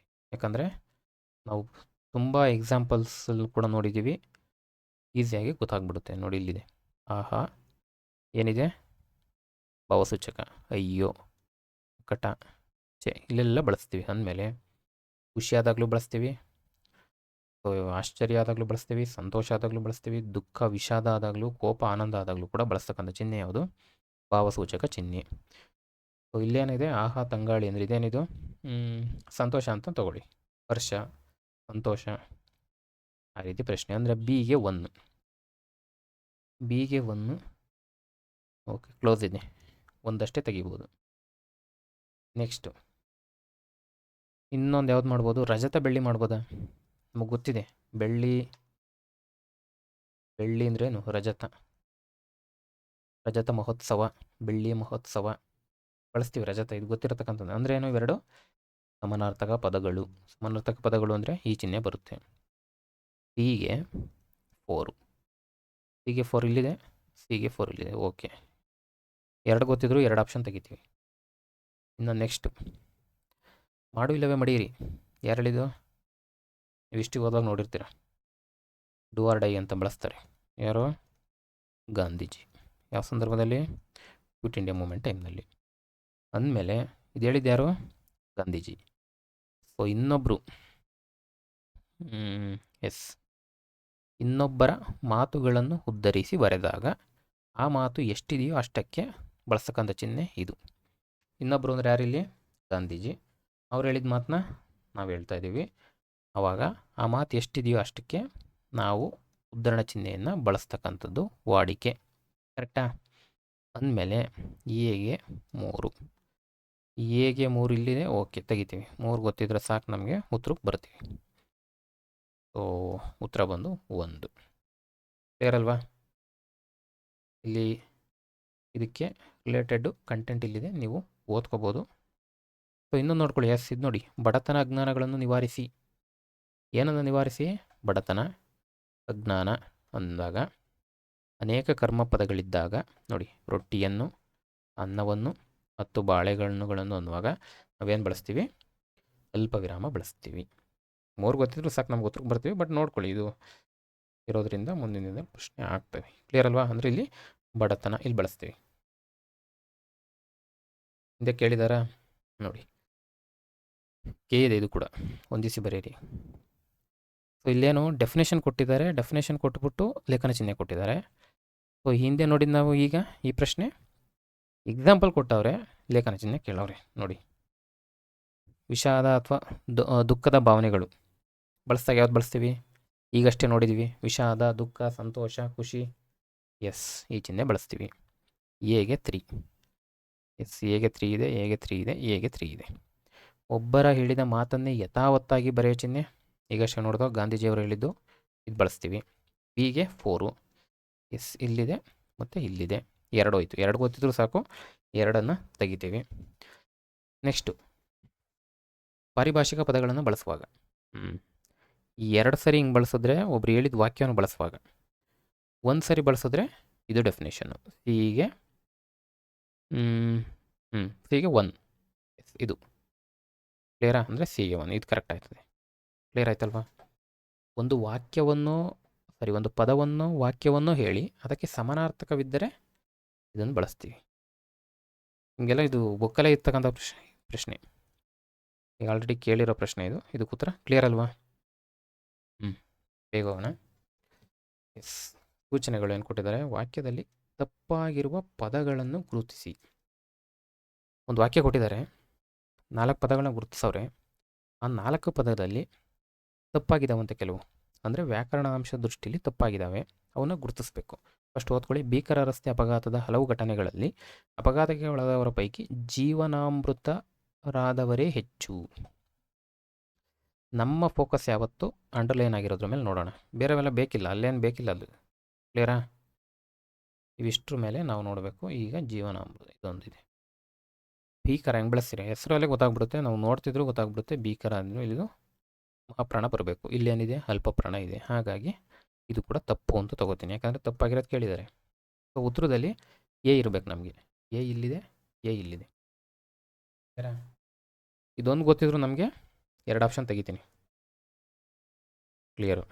ನೆಕ್ಸ್ಟು ಘಟನೆ. ನಾನು ಲಾಸ್ಟ್ ಕ್ಲಾಸಲ್ಲಿ ಹೇಳಿದ್ದೆ ನಿಮಗೆ, ಈ ರೀತಿ ಕಾಗುಣಿತ ದೋಷ ಬಂದಾಗ ಪದಗಳನ್ನ ನೀವು ಕ್ಲೋಸಪ್ಪಲ್ಲಿ ನೋಡೋದಕ್ಕೂ ಮುಂಚೆ ಒಂದ್ಸಲಿ ಬರ್ಕೊಂಬಿಡಿ. ಯಾಕಂದರೆ ನಿಮ್ಮದು ತಲೆಯಲ್ಲಿ ಇದು ಆಲ್ರೆಡಿ ಫೀಡ್ ಆಗಿರ್ತದೆ. ಅದು ನೋಡಿದಾಗ ಕನ್ಫ್ಯೂಷನ್ ಆಗೋ ಚಾನ್ಸ್ ಜಾಸ್ತಿ. ಒಂದ್ಸಲಿ ಬರ್ಕೊಂಬಿಟ್ರೆ ಆಲ್ರೆಡಿ ಪೇಪರಲ್ಲಿರುತ್ತೆ, ನಾವು ಅಲ್ಲಿ ಕಂಪೇರ್ ಮಾಡ್ಕೋಬೋದು. ಸೊ ಘಟನೆ ಕರೆಕ್ಟ್ ಇದೆ ಅಲ್ವಾ? ಬಿ ಬರೋಂಗಿಲ್ಲ. ಓಕೆ, ಎಲ್ಲೂ ಬಂದಿಲ್ಲ. ನೆಕ್ಸ್ಟು ಪೈಕಿ, ಈಸಿ ಇದೆ ಇದು, ಹಿಂಗೆ ಬಳಸ್ತಕ್ಕಂಥದ್ದು. ಪೈಕಿ ಕರೆಕ್ಟ್ ಇದೆ, ಇದು ಕೂಡ. ಬಿ ಬರೋಂಗಿಲ್ಲ, ಹೋಯ್ತು. ಉತ್ತರ ಸಿಗ್ತಾ? ಆಮೇಲೆ ಬಿ ಆ್ಯಂಡ್ ಡಿ ಮಾತ್ರ ಕರೆಕ್ಟು. ಚೆಕ್ ಮಾಡಿ. ಡಿ, ಇಲ್ಲಿ ಸಂಧಿ ಕಾನ್ಸೆಪ್ಟ್ ತರಬೇಕು ನೀವು. ಜೀವನ ಮೃತ ಏನಾಗ್ತದೆ? ದೀರ್ಘ ಬರಬೇಕಾಗ್ತದೆ. ಕರೆಕ್ಟಾ? ಜೀವನಾಮೃತ, ಜೀವನ ಮೃತ. ಅಮೃತ ಆಗ್ತದ, ಬರೀ ಮೃತ ಆಗ್ತದೆ. ಹಾಗಾಗಿ ಇದು ತಪ್ಪಿಲ್ಲಿ. ಜೀವನ ಅಮೃತ ಆಗಲ್ಲ. ಹಾಗಾಗಿ ಡಿ ಇದು ಏನಾಗಿದೆ? ತಪ್ಪಾಗ್ತದೆ. ಜೀವನಾಮೃತ. ಕ್ಲಿಯರಾ? ಸೊ ಇದಕ್ಕೆ ಉತ್ತರ ಬಂದು ಭೀಕರ ಮತ್ತು ಜೀವನ ಮೃತ. ನೆಕ್ಸ್ಟ್ 12ನೇದು, ಕೆಳಗಿನ ಪದಗಳ ಜೋಡಿಗಳು ಒಂದು ಸರಿ ಇದೆ, ಒಂದು ತಪ್ಪಿದೆ. ಈ ಕ್ರಮ ಒಂದು ಸರಿ ಕೊಟ್ಟಿದ್ದಾರೆ, ಇನ್ನೊಂದು ತಪ್ಪು ಕೊಟ್ಟಿದ್ದಾರೆ. ಈ ಕ್ರಮವನ್ನು ಹೊಂದಿದ್ದಾವೆ. ಇವುಗಳಲ್ಲಿ ತಪ್ಪಾಗಿರೋದು ಯಾವುದು ಅಂತ ಗುರುತಿಸ್ಬೇಕು. ಸ್ವಲ್ಪ ಸೂಕ್ಷ್ಮವಾಗಿ ಓದ್ಕೋಬೇಕು. 2 ಪದ ಕೊಟ್ಟಿದ್ದಾರೆ, ಒಂದು ಸರಿ ಇದೆ, ಒಂದು ತಪ್ಪಿದೆ. ಪ್ರಶ್ನೆಯಲ್ಲಿ ಈ ಥರ ಕೊಟ್ಟಿರ್ತಾರೆ. ಈ ರೀತಿ ಪ್ಯಾಟರ್ನವು 4 ಪ್ರಶ್ನೆಗಳಿದ್ದಾವೆ. ಈ ರೀತಿ ಪ್ಯಾಟರ್ನು ಯಾವ ಒಂದು ಜೋಡಿಯಲ್ಲಿ ಮಿಸ್ ಆಗಿದೆ, ಅದು ನಮ್ಮ ಉತ್ತರ. ಅದನ್ನು ನಾವು ಇಲ್ಲಿ ಗುರುತಿಸ್ಬೇಕು ಅಂತ ಪ್ರಶ್ನೆ. ಚತುಷ್ಟಯ, ತೀರ್ಮಾನ ದೀರ್ಘ ಬರಬೇಕು. ಸೊ ಇಲ್ಲಿ ಡೈರೆಕ್ಟ್ ಒಂದೇ ನಿಮಿಷ. ಚತುಷ್ಟಯ, ತೀರ್ಮಾನ ಇದು ತಪ್ಪಿದೆ, ಇದು ಕರೆಕ್ಟ್ ಆಯಿತು. ನೈವೇದ್ಯ ನೈವೇದ್ಯ ಎರಡೂ ಸೇಮ್ ಇದೆ. ನೌಕರ ಶಾಹಿ ನೌಕರ ಶಾಹಿ. ಕ್ಲಿಯರಾ? ಒಂದು ಕರೆಕ್ಟ್ ಇದೆ, ನೌಕರ ಶಾಹಿ ನೌಕರ ಶಾಯಿ. ಒಂದು ತಪ್ಪಿದೆ. ಸೊ ನಮಗೆ ಯಾವುದೂ ಗೊತ್ತಿಲ್ಲ ಅಂದರೂ ಕೂಡ ನೋಡಿ ಇವೆರಡು ಸೇಮೇ ಕೊಟ್ಬಿಟ್ಟಿದ್ದಾರೆ. ಏನಾದರೂ ಡಿಫ್ರೆನ್ಸ್ ಇದೆಯಾ? ಏನೂ ಡಿಫ್ರೆನ್ಸ್ ಇಲ್ಲ. ನೈವೇದ್ಯ ಅಂತ ಇಲ್ಲಿ ದೀರ್ಘ ಬರಬೇಕು. ಅದೇನಾಗ್ತದೆ, ಒಂದು ತಪ್ಪು ಅನ್ನುವಾಗ ಆದರೆ ಅಟ್ಲೀಸ್ಟು ನೈವೇದ್ಯ ಅಂತ ಹಿಂಗೆ ಕೊಟ್ಟಿರಬೇಕಾಗಿತ್ತು. ಅಂದರೆ ಇದು ಮಿಸ್ಸಿಂಗು ಇವೆರಡರಲ್ಲೂ ಕೂಡ. ಹಂಗಾಗಿ ಈ ಜೋಡಿ ತಪ್ಪು ಅಂತನಾದರೂ ಇದು ಇವ್ಯಾವೂ ನಮಗೆ ಗೊತ್ತಿಲ್ಲ ಆದರೂ ಇದು ಗೆಸ್ ಮಾಡ್ಬೋದಾ? ಅಟ್ಲೀಸ್ಟ್ ಇದರಲ್ಲಿ ಸ್ವಲ್ಪ ಎರಡೂ ಪದದಲ್ಲಿ ಸ್ವಲ್ಪ ಡಿಫ್ರೆನ್ಸ್ ಆದರೂ ಇದೆ. ಇದರಲ್ಲಿ ಯಾವ ಡಿಫ್ರೆನ್ಸು ಇಲ್ಲ ಅಂದಮೇಲೆ ಒಂದು ಡಿಫ್ರೆನ್ಸ್ ಇದ್ರೆ ಅಲ್ವಾ ಒಂದು ತಪ್ಪಾಗೋದು. ಕ್ಲಿಯರಾ? ಚತುಷ್ಟಯ ಅಂದ್ರೇನು? ಈ ನಾಲ್ಕು ಜನದ ಗುಂಪಿರುತ್ತಲ್ಲ, ಇದಕ್ಕೆ ನಾವು ಚತುಷ್ಟಯ ಅಂತ ಕರಿತೀವಿ. ಇದು ಕರೆಕ್ಟ್ ಇದೆ, ಇದು ತಪ್ಪಿದೆ. ನಮಗೆ ತೀರ್ಮಾನ ಇದು ಕರೆಕ್ಟ್ ಇದೆ, ಇದು ತಪ್ಪಿದೆ. ಸೊ ನೌಕರ ಶಾಹಿ ನೌಕರ ಶಾಹಿ ಇದು ಕರೆಕ್ಟ್ ಇದೆ, ಇದು ತಪ್ಪಿದೆ. ಕ್ಲಿಯರಾ? ನೋಡಿ ಯಾವ ರೀತಿ ಡಿಫ್ರೆನ್ಸ್ ಆಗಿ ಏನು ಬೇರೆ ಬೇರೆ ರೀತಿ ಪ್ರಶ್ನೆಗಳು. ಇದ್ಯಾವುದಿದು? ತತ್ಸಮ ತದ್ಭವ ಸಮ. ಕ್ಲಿಯರಾ? ತತ್ಸಮ ಒಂದು ಕೊಟ್ಟಿದ್ದಾರೆ, ತದ್ಭವಗಳು ಕೊಟ್ಟಿದ್ದಾರೆ. ಸರಿಯಾಗಿ ಹೊಂದಾಣಿಕೆ ಯಾದ ಜೋಡಿ ಗುರುತಿಸ್ಬೇಕು. ಆಯ್ಕೆಗಳಿಂದ ಸರಿಯಾದ ಉತ್ತರ ಅಂದರೆ ಸರಿ ಜೋಡಿ ಗುರುತಿಸಿ. ಚೂರ್ಣ ಸುಣ್ಣ, ಪ್ರವಾಳ ಪ್ರವಾಹ, ಓಟಕ ಹೋಳಿಗೆ, ಅಕ್ಷ ಇಳೆ. ತತ್ಸಮ ತದ್ಭವ ನೋಡುವಾಗ ಕನ್ಫ್ಯೂಷನ್ ಆದರೆ ಸ್ವಲ್ಪ ಪದಗಳ ಅರ್ಥಕ್ಕೂ ಬನ್ನಿ, ಅಲ್ಲೂ ಕೂಡ ನಾವು ಉತ್ತರಕ್ಕೆ ಹೆಲ್ಪ್ ಆಗ್ತದೆ ಗೆಸ್ ಮಾಡೋಕ್ಕೆ. ನೋಡಿ ಇಲ್ಲಿ ಪ್ರವಾಳ ಅಂದ್ರೇನು? ಹವಳ ಅಂತ. ಹವಳ, ಪ್ರವಾಳ ಅಂದರೆ ಹವಳ, ಮುತ್ತು ಹವಳ ಹೇಳ್ತೀವಲ್ಲ. ಹವಳ ಎಲ್ಲಿ? ಪ್ರವಾಹ ಎಲ್ಲಿ? ಫ್ಲಡ್ಡು ಎಲ್ಲಿ? ಫ್ಲಡ್ ಎಲ್ಲಿ? ಹವಳ ಎಲ್ಲಿ? ತಪ್ಪು ಅಂತ ಗೆಸ್ ಮಾಡ್ಬೋದಾ? ನೆಕ್ಸ್ಟು ಅಕ್ಷ ಅಂದ್ರೇನು? ಇಳೆ ಅಂದ್ರೇನು? ಇಲ್ಲೂ ಕೂಡ ಬರ್ಬೋದು ನಾವು ಉತ್ತರಕ್ಕೆ. ಅಕ್ಷ ಅನ್ನೋ ಅರ್ಥನೇ ಬೇರೆ, ಇಳೆ ಅನ್ನೋ ಅರ್ಥನೇ ಬೇರೆ. ಸೊ ಈಗ ಇಳ ಹೋಗಿ ಇಳೆ ಆಗುತ್ತೆ, ಇವು ನೋಡಿದ್ವಿ. ಅಂದ್ರೇನು? ಭೂಮಿ ಇನ್ನೂ ಅರ್ಥ ಬರುತ್ತೆ. ಕರೆಕ್ಟಾ? ಅಕ್ಷ ಅಂದ್ರೇನು? ಈ ಏನು ರಾಮಾಯಣದಲ್ಲಿ ಬಳಸ್ತಾರಲ್ಲ, ಈ ಜೂಜು ಪಗಡೆ, ಈ ಅರ್ಥ. ಇಳೆ ಅಂದ್ರೇನು? ಭೂಮಿ, ಈ ಅರ್ಥ. ಸೊ ಇವೆರಡಕ್ಕೂ ಮ್ಯಾಚೇ ಆಗ್ತಾಯಿಲ್ಲ. ಕ್ಲಿಯರಾ? ಸೊ ಬಿ ಡಿ ಬರೋಂಗೇ ಇಲ್ಲ, ಬಿ ಬರೋಂಗಿಲ್ಲ, ಡಿ ಬರೋಂಗಿಲ್ಲ. ಉಳ್ಕೊಳ್ಳೋದೇ ಒಂದು. ಸ್ಫೋಟಕ ಹೋಳಿಗೆ. ಸ್ಫೋಟಕ ಅಂದ್ರೇನು? ಡೈನಮೈಟು ಸ್ಫೋಟಿಸ್ತಕ್ಕಂಥದ್ದು. ಹೋಳಿಗೆ ಅಂದ್ರೇನು? ಒಬ್ಬಟ್ಟು. ಕ್ಲಿಯರಾ? ಎಲ್ಲಿಗೆಲ್ಲ ಅರ್ಥ? ಚೂರ್ಣ ಸುಣ್ಣ ಕರೆಕ್ಟ್ ಆಗ್ತದೆ ಇದು. ಅಂದರೆ ಒಂದಷ್ಟೇ ಕರೆಕ್ಟ್. ಸೊ ತತ್ಸಮ ತದ್ಭವ ನೋಡುವಾಗ ಸ್ವಲ್ಪ ಪದಗಳ ಅರ್ಥದಲ್ಲೂ ನೋಡ್ಕೊಳ್ಳಿ. ಹೋಲಿಕೆನೇ ಇಲ್ಲ ಅಂತ ಕೊಟ್ಟಾಗ ಡೈರೆಕ್ಟಾಗಿ ಎಲಿಮಿನೇಟ್ ಮಾಡಿಬಿಡ್ಬೋದು ಅವನ್ನ. ಇದು PYQ. ಅವಳ ಪದದ ತತ್ಸಮ ರೂಪ ಏನು ಅಂತ ಕೇಳಿದ್ದಾರೆ. ಏನಿದಕ್ಕೆ ಉತ್ತರ? ಪ್ರವಾಲನ, ಹವಳ, ಪ್ರವಾಲನ, ಪ್ರವಳನ, ಪ್ರವಾಳ, ಅವಳ. ನೆಕ್ಸ್ಟ್ ಇನ್ನೊಂದು ಪ್ರಶ್ನೆ. ಗುಂಪಿಗೆ ಸೇರದ ಜೋಡಿ ನೋಡಿ, ಅಂದರೆ ತಪ್ಪು ಯಾವುದು ಅಂತ. ಗುಂಪಿಗೆ ಸೇರಲ್ಲ. ಇದು ಕೂಡ ಯಾವುದ್ರ ಬಗ್ಗೆ? ತತ್ಸಮ ತದ್ಭವದ ಬಗ್ಗೆನೇ ಪ್ರಶ್ನೆ ಇದು ಕೂಡ.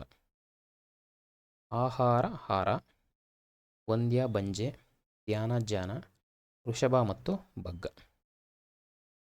ಬಸವ ಇದರ ತತ್ಸಮ ಏನು? ವೃಷಭ. ಕರೆಕ್ಟಾ? ವೃಷಭಕ್ಕೆ ಬಸವ ಅಂತ ಕರಿತೀವಿ.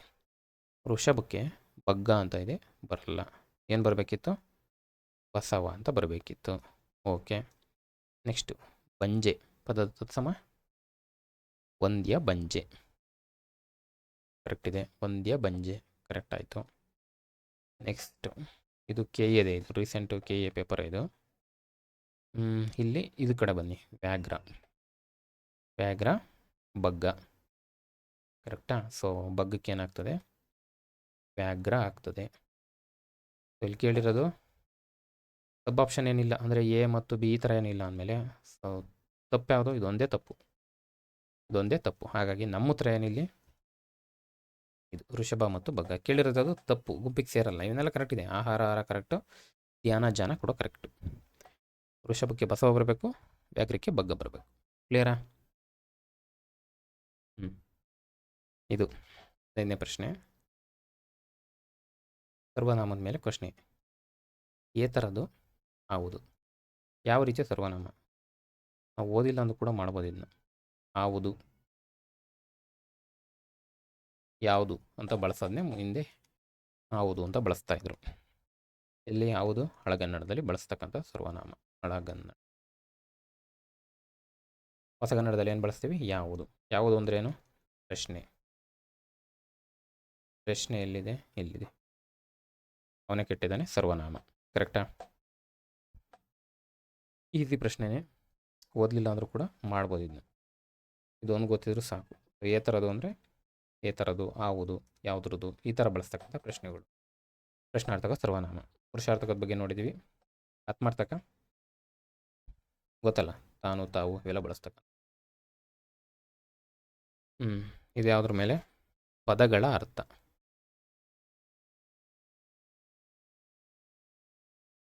ಧಾತು ಕೊಟ್ಟಿದ್ದಾರೆ, ಅದರ ಅರ್ಥ ಬರೀಬೇಕು. ಕೆಡೆ, ತೆರು, ಕುಂದು, ತಣಿ. ನನಗೊಂದಾಗುತ್ತೆ ತಣಿಸು. ದಾಹವನ್ನು ತಣಿಸು. ದಾಹ, ನೀರೊಂದು ದಾಹ, ತಣಿಸು ಅಂದರೆ ತೃಪ್ತಿ ಮಾಡು ಅನ್ನೋ ಅರ್ಥ ಬರುತ್ತಾ? ಗೊತ್ತಿರೋ ಫಸ್ಟ್ ನೋಡ್ಕೊಂಬಿಡೋಣ. ಡಿಗೆ 2 ಬರಬೇಕು. ಡಿಗೆ 2 ಸಾಕಲ್ಲ. ನನಗೊಂದೇ ಗೊತ್ತಿರೋದು, ಯಾವ ಗೊತ್ತಿಲ್ಲ ಅಂತಲೇ ಇಟ್ಕೊಳ್ಳೋಣ. ಕೆಡೆ ಅನ್ನೋದು ಗೊತ್ತಾಗಲ್ಲ ನನಗೆ, ತೆರು ಗೊತ್ತಿಲ್ಲ. ಸೊ ಕುಂದು, ಕುಂದು ಅಂದ್ರೆ ಏನು? ಕುಂದು ಕೊರತೆ, ಅಂದರೆ ಡಿಫಿಷಿಯನ್ಸಿ ಅಂತ. ಯಾವ್ದು ಕೊಟ್ಟಿದ್ದಾರೆ? ಸಿಗೆ ಓಕೆ 4 ಬಂದಿದೆ, ಅಂದರೆ ಒತ್ತು. ಗೊತ್ತಾಗಲ್ಲ ಈಸಿಯಾಗಿ ಅಲ್ವಾ? ನೆಕ್ಸ್ಟು ಈ ಕೆಡೆ, ಈಗ ಯಾವುದೋ 4 ಅಂತ ಉತ್ತರ ಬಂತು. ಬೇರೆದಕ್ಕೊಂದ್ಸಲಿ ಚೆಕ್ ಮಾಡ್ಕೊಳ್ಳೋಣ. ಕೆಡೆ ಅಂದ್ರೆ ಏನು? ಬೀಳು ಅಂತೆ. ಕೆಡೆ ಬೀಳು ಅಂತ ಬರ್ತಾ ಇದೆ. ತೆರು ಅಂದರೆ ದಂಡ ತೆರು ಅಂತ ಬಳಸ್ತೀವಲ್ವಾ? ಇದು ಮಾಡಿದ ತಪ್ಪಿಗೆ ನೀನು ದಂಡ ತೆರಬೇಕು ಅಂದರೆ ದಂಡ ಕೊಡಬೇಕು. ಬಿಗೆ 1. ಇನ್ನು ಉಳಿದಿದ್ದು ಒಂದೇ ಒಂದು. ಇದು ಗೊತ್ತಾಗಲ್ಲ ಬಿಡಿ, ಇವಾಗಲೇ ಗೊತ್ತಾಗಲ್ಲ, ಇನ್ನು ಎಕ್ಸಾಮಲ್ಲಿ ಗೊತ್ತಾಗುತ್ತೆ ಇದು. ಒಂದೊಂದು ಪ್ರಶ್ನೆ ಹಂಗೆ ಇರ್ತವೆ, ಒಂದೊಂದು ಗೊತ್ತಾಗಲ್ಲ, ಎಲ್ಲ ಗೊತ್ತಿರಬೇಕು ಅಂತ ಇಲ್ಲ. ಈ ಥರ ನಮಗೆ ಒಂದಿಸಿ ಬರೆಯಿರಿ, ಜಾಸ್ತಿ ಆಪ್ಷನ್ಸ್ ಕೊಟ್ಟಷ್ಟು ಉತ್ತರ ಮಾಡೋದಕ್ಕೆ ನಮಗೆ ಅವ್ರು ಹೆಲ್ಪ್ ಮಾಡ್ತಿದ್ದಾರೆ ಅಂತಲೇ ನಾವು ತಿಳ್ಕೊಬೇಕು. ಅದು ವಾಸ್ತವದಲ್ಲಿ ಸರಿ ಕೂಡ, ನಮ್ಗೆ ಜಾಸ್ತಿ ಹೆಲ್ಪ್ ಆಗ್ತದೆ. ಆ ಥರ ಪ್ರಶ್ನೆಗಳು ಇವು. ಕ್ಲಿಯರ್ ಅಲ್ವಾ? ಇದು ಒಂದು ಗೊತ್ತಿದ್ರು ಸಾಕು ನಮಗೆ. ತೃಪ್ತಿಗೊಳಿಸು, ತಣಿಸು, ದಾಹ ತಣಿಸು ಅನ್ನೋ. ಕ್ಲಿಯರಾ? ಎಸ್. ಇದಕ್ಕೆ ಉತ್ತರ 4ನೇದು. ಕೆಳಗಿನ ಯಾವ ಸಂಧಿ ಪದಗಳು ಕನ್ನಡ ಸ್ವರ ಸಂಧಿಗೆ ಉದಾಹರಣೆ ಆಗಿಲ್ಲ? ನೋಡಿ, ಕನ್ನಡದ ಸಂಧಿ ಅಂತ ಕೇಳಿಲ್ಲ. ಸಂಧಿ ಅದರಲ್ಲಿ ಕನ್ನಡ ಸಂಧಿ ಅಂತ ಬರ್ತವೆ, ಸಂಸ್ಕೃತದ ಸಂಧಿ ಅಂತ ಬರ್ತವೆ. ಕನ್ನಡದಲ್ಲಿ ಸ್ವರ ಅಂತ ಬರುತ್ತೆ, ವ್ಯಂಜನ ಅಂತ ಬರುತ್ತೆ. ಸಂಸ್ಕೃತದಲ್ಲಿ ಸ್ವರ ಅಂತ ಬರುತ್ತೆ, ವ್ಯಂಜನ ಅಂತ ಬರುತ್ತೆ. ಹೌದಾ? ಇಲ್ಲಿ ಕೇಳಿರೋದು ಯಾವುದು? ಕನ್ನಡ ಸ್ವರ ಸಂಧಿ. ಇದ್ರ ಮೇಲೆ ಪ್ರಶ್ನೆ ಆಗಿಲ್ಲ ಅಂತ ಇದು ನೆನ್ಪಿಟ್ಕೋಬೇಕು. ಎಕ್ಸಾಮು ಬರೆಯುವಾಗ ತಪ್ಪು ಆಗಿಲ್ಲ. ಫಸ್ಟ್ ಏನು ಮಾಡಬೇಕು? ಉತ್ತರ ಸರಿಯಾದ ಉತ್ತರ ಗುರುತಿಸಿ. 4 ಕೊಟ್ಟಿದ್ದಾರೆ, ಫಸ್ಟ್ ಪದ ಬಿಡಿಸ್ಕೊಳ್ಳಿ. ಯಾವತ್ತೇ ಸಂಧಿ ಬರೆಯುವಾಗ ಪದ ಬಿಡಿಸಿ. ನೆಲವನ್ನು, ನೆಲ ಅನ್ನು, ವಕಾರ, ಆಗಮ, ಆಗಮ. ಕ್ಲಿಯರು? ನೆಕ್ಸ್ಟು ನೆರವೀದಿ. ನೆರೆ ಅಂತ ಬರುತ್ತದು, ನೆರ ಅಂತ ಬರೆದವ್ರೆ, ನೆರವೀದಿ. ನೆರೆ ಬೀದಿ, ವಾಗೆ ವ, ಹಾಗೆ ವ. ಕರೆಕ್ಟಾ? ಸೊ ನೆರವೀದಿ ಯಾವುದಾಗುತ್ತಿದ್ದು? ಆದೇಶ. ನೆಕ್ಸ್ಟು ನಾವೆಲ್ಲ. ನಾವು, ಎಲ್ಲ, ನಾವೆಲ್ಲ ಏನಾಗ್ತದೆ? ಉಕಾರ, ಲೋಪ. ಸೊ ನೆಲೆ, ನೆಲೆ ವನೆ. ನೆಲ, ಮನೆ, ಮಕಾರಕ್ಕೆ ವಕಾರ, ಆದೇಶ. ಕರೆಕ್ಟಾ? ಅಂದಮೇಲೆ ನಮಗೊಂದು ಗೊತ್ತಾಯಿತು, ಒಂದು ಆಗಮ ಇದೆ, ಒಂದು ಆದೇಶ, 2 ಆದೇಶ, 1 ಲೋಪ. ಕ್ಲಿಯರಾ? ಇಷ್ಟು ಗೊತ್ತಿದ್ರು ಸಾಲದು. ಸ್ವರಸಂಧಿ ಯಾವುದು, ವ್ಯಂಜನ ಸಂಧಿ ಯಾವುದು ಅಂತ ಗೊತ್ತಿರಬೇಕು ನಮಗೆ. ಸ್ವರಸಂಧಿ ಯಾವುದು? ಏನು ಸ್ವರಸಂಧಿ ಅಂದರೆ? ಫಸ್ಟು ಕನ್ನಡ ಸಂಧಿಗಳು ಯಾವುದು? ಲೋಪ, ಆಗಮ, ಆದೇಶ. ಕ್ಲಿಯರಾ? 3 ಸಂಧಿಗಳು ಕನ್ನಡ ಸಂಧಿಗಳು. ಅದರಲ್ಲಿ ಸ್ವರ ಸಂಧಿ ಯಾವುದು? ಲೋಪ, ಆಗಮ. ವ್ಯಂಜನ ಸಂಧಿ ಯಾವುದು? ಆದೇಶ ಸಂಧಿ. ಲೋಪ, ಆಗಮ, ಸ್ವರ ಸಂಧಿ ಯಾಕಾಗ್ತವೆ? ಏನೋ ಈ ಪೂರ್ವ ಪದದಲ್ಲಿ ಸಂಧಿ ಪದ ಬಿಡಿಸುವಾಗ ಇಲ್ಲಿ ನೋಡ್ಕೊಳ್ಳಿ, ಇಲ್ಲಿ ಆಗಮ. ಸೊ ಏನು? ಅಕಾರಕ್ಕೆ ಒಕಾರ. ಸ್ವರ ಮತ್ತು ಸ್ವರಗಳು ಸೇರಿಕೊಂಡು ಆಗ್ತಕ್ಕಂಥವಾಗ ಲೋಪ ಆಗಿ ನಮಗೆ ಈ ರೀತಿ ಪದಗಳು ಬರ್ತವೆ. ಇದು ನೋಡಿ, ಇದು ಬಿ, ಬ. ಯಾವುದಿದು? ಕಾಚಾಟ, ತಪ, ವ್ಯಂಜನಗಳಿವೆಲ್ಲ. ಇವೆಲ್ಲ ಏನು? ಸ್ವರಗಳು. ಸ್ವರ, ವ್ಯಂಜನ. ಕ್ಲಿಯರ್ ಆಯ್ತಲ್ವಾ? ಅದಕ್ಕೆ ಇದನ್ನು ಆದೇಶ ಸಂಧಿನ ವ್ಯಂಜನ ಸಂಧಿ ಅಂತ ಕರಿತೀವಿ. ಅಂದಮೇಲೆ ಈಗ ಕನ್ನಡ ಸ್ವರ ಸಂಧಿಗೆ ಉದಾಹರಣೆ ಆಗಿಲ್ಲ ಅಂದರೆ ಯಾವ್ದು ಬರಬೇಕು ನಮಗೆ? ಆದೇಶ ಸಂಧಿ ಬರಬೇಕು. ಆದೇಶ ಸಂಧಿ ಇರ್ತಕ್ಕಂಥದ್ದು ಯಾವುದು? ನೆರವೀದಿ, ಇನ್ನೊಂದು ನೆಲವನೆ. ಕ್ಲಿಯರಾ? ಅಂದಮೇಲೆ ಬಿ ಮತ್ತು ಡಿ ನಮಗೆ ಉತ್ತರ ಆಗಬೇಕು. ಎಲ್ಲಿದೆ? ಕರೆಕ್ಟಾ? ಕ್ಲಿಯರಾ? ಪ್ರಶ್ನೆ ಥೀಮು ಸೇಮ್ ಇದೆ, ಬಟ್ ಡೆಪ್ತು ಜಾಸ್ತಿ ಆಗ್ತಾಯಿದೆ. ಕ್ಲಿಯರಾ? ಲೋಪ, ಆಗಮ, ಆದೇಶ. ಸ್ವರಕ್ಕೆ ವ್ಯಂಜನ ಅಥವಾ ವ್ಯಂಜನಕ್ಕೆ ವ್ಯಂಜನ ಸೇರ್ಕೊಂಡು ಆಗ್ತಕ್ಕಂಥದ್ದು ಇದು. ಕ್ಲಿಯರ್ ಆಯ್ತಾ? ಮುಂದೆ ಸೂಚಿಸಿದ ಪದಗಳಲ್ಲಿ ಯಾವುದು ಸಂಸ್ಕೃತ ಸಂಧಿ ಅಲ್ಲ ಅಂದಮೇಲೆ ಕನ್ನಡ ಸಂಧಿ ಯಾವುದು ಅಂತ. ಕನ್ನಡ ಸಂಧಿ ಯಾವುದು ಅಂದರೆ ನಮ್ಗೆ ಗೊತ್ತಿದೆ 3: ಲೋಪ, ಆಗಮ, ಆದೇಶ. ಅದರಲ್ಲಿ ಯಾವುದಿದೆ? ಆಗಮ. ಆಗಮ, ಆದೇಶ, ಲೋಪ. ಇವುಗಳೇನು? ಸಂಸ್ಕೃತನ, ಸಮಸಂಸ್ಕೃತನ, ಕನ್ನಡ ಸಂಧಿಗಳು. ಕನ್ನಡ ಸಂಧಿಗಳೆಷ್ಟು? ಲೋಪ, ಆಗಮ, ಆದೇಶ 3. ಯಾವುದು ಕನ್ನಡ ವ್ಯಂಜನ ಸಂಧಿಗೆ ಉದಾಹರಣೆ ಅಲ್ಲ ಅಂದರೆ ಸ್ವರ ಸಂಧಿ ಯಾವುದು ಅಂದರೆ ಪದಗಳನ್ನ ಬಿಡಿಸ್ಕೊಳ್ಳಿ, ನಿಮಗೆ ಉತ್ತರ ಸಿಗುತ್ತೆ. ಕ್ಲಿಯರಾ? ಅಂದರೆ ವ್ಯಂಜನ ಸಂಧಿ ಯಾವುದಾಗಿಲ್ಲ ಅಂತ. ನೀರ್ವನಲ್, ಮುಂಚರ, ಕಣ್ಬೇಟ, ಎಳವಳ್ಳಿ. ಕ್ಲಿಯರಾ? ಇದು ಕೂಡ ಪದಗಳ ಮೇಲೆ ಕೇಳಿರ್ತಕ್ಕಂಥದ್ದು. ಈ ಕೆಳಗಿನವುಗಳು ಹೊಂದಿಸಿ ಬರೆಯಿರಿ. ಒಂದು ಕಡೆ ಪದಗಳು ಕೊಟ್ಟಿದ್ದಾರೆ, ಬಿಡಿಸ್ಬೇಕು. ಅವನೂರು. ಹೆಂಗೆ ಬಿಡಿಸ್ತೀರಾ? ಅವನ ಊರು. ಕ್ಲಿಯರಾ?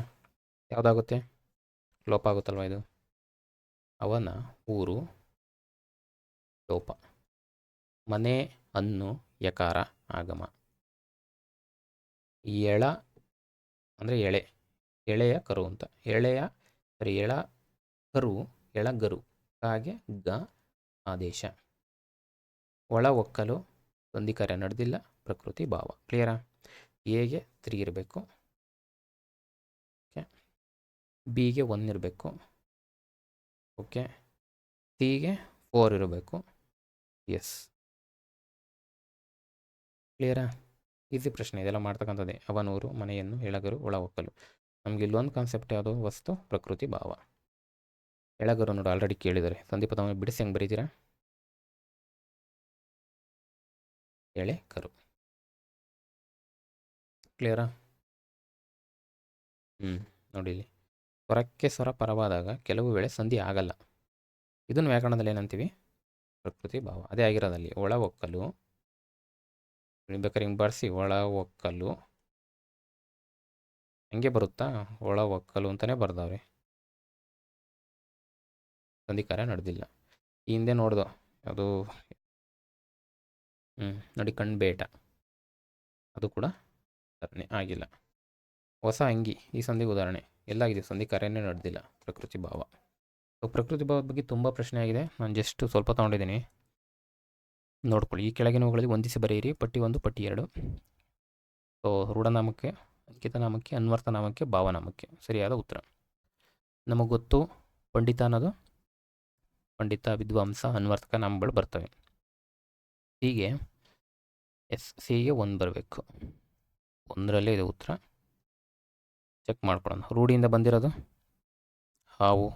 ರೂಢಿ ಮತ್ತು ಅಂಕಿತನಾಮಕ್ಕೆ ಡಿಫ್ರೆನ್ಸು ಲಾಸ್ಟ್ ಕ್ಲಾಸಲ್ಲಿ ಹೇಳಿದ್ದೀನಿ, ನಾವು ಕೂಡ ಡಿಸ್ಕಸ್ ಮಾಡಿದ್ದೀವಿ. ಈಸಿಯಾಗಿ ಕಂಡುಹಿಡಿತೀವಿ. ಅಂಕಿತನಾಮ ಊರ ಹೆಸರು ಹಸ್ತಿನಾಪುರ. ಭಾವನಾಮ ಬಿಳುಪು. ಕ್ಲಿಯರಾ? ಇದಿದೆ. ಪಂಡಿತ ಎಂಬುದು ಈ ಕೆಳಗಿನ ಯಾವ ನಾಮಕ್ಕೆ ಉದಾಹರಣೆ? ನೋಡಿ ಅದೇ ಪದನೇ ಸರಿ ಆಲ್ರೆಡಿ ಕೇಳಿದ್ದಾರೆ. ಯಾವುದು ಉತ್ತರ? ಅನ್ವರ್ಥ ನಾಮ. ಇದು ಲಾಸ್ಟ್ ಕ್ಲಾಸಲ್ಲಿ ದಿಕ್ಕುಗಳ ಬಗ್ಗೆ, ದಿಗ್ವಾಚಕದ ಬಗ್ಗೆ ಬಂದಾಗ ಈ ಪ್ರಶ್ನೆ ಅಲ್ಲಿ ತೊಗೊಂಡಿದ್ದೆ ಆಲ್ರೆಡಿ. ಹೇಳಿಕೆ 1, ಹೇಳಿಕೆ 2. ದಿಕ್ಕುಗಳ ಹೆಸರನ್ನು ಸೂಚಿಸುವ ಶಬ್ದಗಳೆಲ್ಲ ಕರೆಕ್ಟ್ ಇದೆ. ಆಚೆ ಈಚೆ ಇವು ದಿಕ್ವಾಚಕಗಳಿಗೆ ಉದಾಹರಣೆಗಳಲ್ವಾ? ಇವು ಉದಾಹರಣೆಗಳು. ಇಲ್ಲಿ ಅಲ್ಲ ಅಂತ ಕೊಟ್ಟಿರೋದ್ರಿಂದ ಇದು ತಪ್ಪಾಗ್ತದೆ. ಹೇಳಿಕೆಗಳನ್ನು ಆಧರಿಸಿ ಸರಿ ಉತ್ತರವನ್ನು ಗುರುತಿಸಿ ಅಂದಮೇಲೆ ಹೇಳಿಕೆ 1 ತಪ್ಪು ಸರಿ, ಹೇಳಿಕೆ 2 ತಪ್ಪು. ಕ್ಲಿಯರಾ? ಹೇಳಿಕೆ 1 2 ತಪ್ಪಾ? ಅಲ್ಲ. ಹೇಳಿಕೆ 1 ಹೇಳಿಕೆ 2 ಎರಡೂ ಸರಿನಾ? ಅಲ್ಲ. ಹೇಳಿಕೆ 1 ಸರಿ, ಕರೆಕ್ಟು. ಹೇಳಿಕೆ 2 ತಪ್ಪು, ಹೌದು. ಹೇಳಿಕೆ 1 ತಪ್ಪಲ್ಲ ಅಂದಮೇಲೆ ನಮಗೆ ಉತ್ತರ 3. ಇದು ಆಲ್ರೆಡಿ ಅಲ್ಲಿ ಲಾಸ್ಟ್ ಕ್ಲಾಸಲ್ಲಿ ತೊಗೊಂಡಿದೆ, ಇದನ್ನ ಅಲ್ಲೂ ಕೂಡ ಡಿಸ್ಕಸ್ ಮಾಡಿದ್ವಿ. ಆಚೆ ಈಚೆ ಇವೆಲ್ಲ ಏನು ದಿಗ್ವಾಚಕ. ಅದೇ ಥರ ಎಡ ಬಲ ಇವು ನಾಮಪದದಲ್ಲಿ ಯಾವ ಪ್ರಭೇದಕ್ಕೆ ಸೇರ್ತವೆ? ದಿಗ್ವಾಚಕಕ್ಕೆ ಸೇರುತ್ತೆ. ಕ್ಲಿಯರಾ? ನೆಕ್ಸ್ಟ್ ಪಟ್ಟಿ 1 ಪಟ್ಟಿ 2 ನೋಡಿ ಇಲ್ಲಿದೆ. ದಿಗ್ವಾಚಕದಲ್ಲಿ ಎಡ ಬಲ. ಕ್ಲಿಯರಾ? ನೋಡಲಿಕ್ಕೆ ನಾವು ತೊಗೊಂಡಿದ್ದು. ಕ್ಲಿಯರ್ ಆಯಿತಾ? ಈ ಕ್ಲಾಸಲ್ಲಿ ಇಷ್ಟು 20 ಪ್ರಶ್ನೆ ತೊಗೊಂಡಿದ್ದೀವಿ.